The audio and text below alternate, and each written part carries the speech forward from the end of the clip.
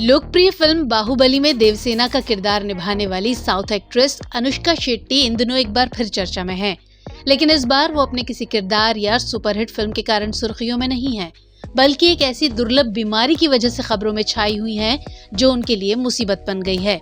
दरअसल उन्हें rare laughing disease हो गई है। इस बीमारी का असर ये है कि एक बार अगर अनुष्का हंसना शुरू करती हैं, तो 15 से 20 मिनट तक नहीं रुकती हैं, जिसकी वजह से उन्हें खास तौर से शूटिंग में बहुत परेशानी का सामना करना पड़ रहा है। और इसी वजह से फिलहाल उन्होंने फिल्मों से दूरी बनाई हुई है और उनका इलाज भी चल रहा है। बाहुबली फिल्म से मशहूर हुई अनुष्का शेट्टी साउथ की फेमस एक्ट्रेस हैं।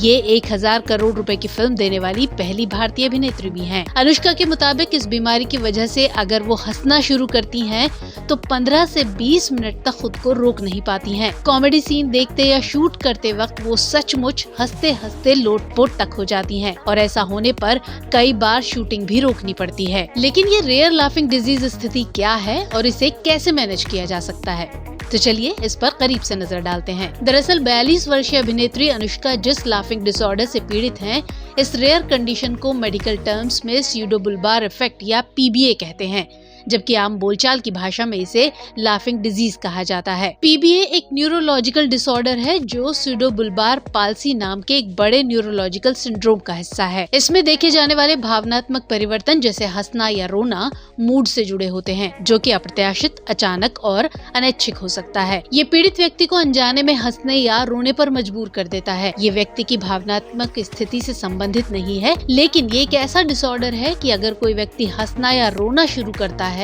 तो वो इसे कंट्रोल नहीं कर पाता है। इसमें सामने वाले व्यक्ति अगर एक बार हंसना या रोना शुरू कर दे तो देर तक ऐसा ही करता रहता है और वो अपने इमोशंस कंट्रोल नहीं कर पाता है। यानी इससे प्रभावित शख्स अपना हंसना, रोना और कई बार बाकी इमोशंस भी कंट्रोल नहीं कर पाता है। इन इमोशंस का मरीज की वास्तविक स्थिति से कोई लेना देना नहीं होता। ये बिना किसी स्पष्ट कारण के भी हो सकता है। अब अगर इस बीमारी के लक्षण की बात करें तो इस बीमारी के लक्षण इमोशनल और ब्रेन डिसफंक्शन से जुड़े होते हैं, इसलिए इसे न्यूरोसाइकेट्रिक बीमारी माना जाता है। इसमें अचानक ही इमोशंस आ जाते हैं और जो भी इमोशन आता है, चाहे हंसना हो या फिर रोना, वो रुकने का नाम नहीं लेता है। ये स्थिति बहुत अप्रत्याशित है और इससे उस व्यक्ति का लाइफस्टाइल आदि भी बहुत प्रभावित हो सकता है और कई बार ये बीमारी परेशानी का कारण भी बन सकती है। साथ ही इससे पीड़ित लोगों के लिए ये शर्मिंदगी, अवसाद और चिंता पैदा कर सकती है, जिससे कई तरह की सामाजिक चुनौतियां पैदा हो सकती हैं। अब बात करते हैं पीबीए होने के कारणों की, तो हालांकि शोधकर्ताओं को स्यूडोबुल्बार प्रभाव का सटीक कारण ज्ञात नहीं है, लेकिन उनका मानना है कि ये व्यक्ति के मस्तिष्क में भावनात्मक अभिव्यक्ति को नियंत्रित करने वाले तंत्रिका संबंधी मार्गों में व्यवधान के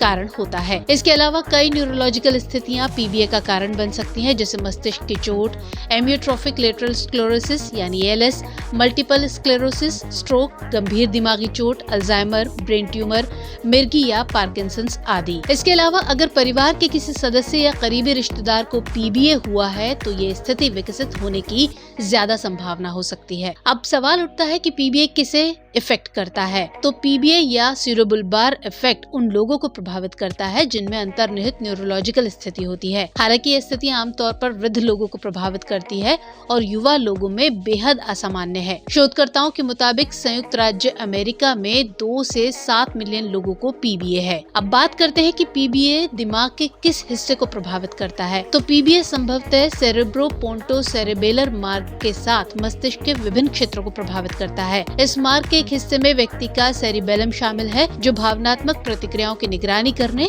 और ये सुनिश्चित करने में महत्वपूर्ण भूमिका निभाता है कि वो सामाजिक स्थिति के लिए उपयुक्त हैं। व्यक्ति के मस्तिष्क के कुछ क्षेत्रों से सेरिबेलम तक तंत्रिका मार्गों में व्यवधान भावनात्मक अभिव्यक्ति पर नियंत्रण की कमी का कारण बन सकता है। अब बात करते हैं इसके निदान की, तो पीबीए का निदान काफी मुश्किल हो सकता है, क्योंकि इसके लक्षण अक्सर अवसाद या चिंता जैसे अन्य भावनात्मक या मानसिक विकारों के लक्षणों से मिलते जुलते हैं। एक अध्ययन के मुताबिक जिन रोगियों ने अपने डॉक्टर से अपनी हंसी या रोने की घटनाओं पर चर्चा की, उनमें से केवल 41% का ही निदान हो सका। अब बात करें इसके इलाज की, तो स्यूडोबुल्बार प्रभाव या पीबीए का कोई इलाज नहीं है।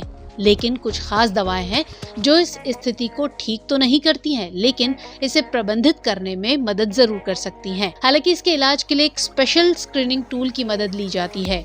ये स्क्रीनिंग टूल कई सवालों पर आधारित होते हैं जो निदान में स्वास्थ्य सेवा प्रदाताओं की मदद कर सकते हैं। एक्सपर्ट्स के मुताबिक ऐसा होने पर उपचार के रूप में गहरी, आराम से और धीमी सांस लेना मददगार हो सकता है। इसके अलावा दिमाग को किसी दूसरे विषय पर लगाने से भी मदद मिल सकती है। तो व्यूअर्स, इस विषय पर आपकी क्या राय है कमेंट सेक्शन में जरूर बताइएगा। साथ ही हमारा ये प्रोग्राम आपको कैसा लगा ये भी कमेंट सेक्शन में जरूर बताइएगा। जय हिंद।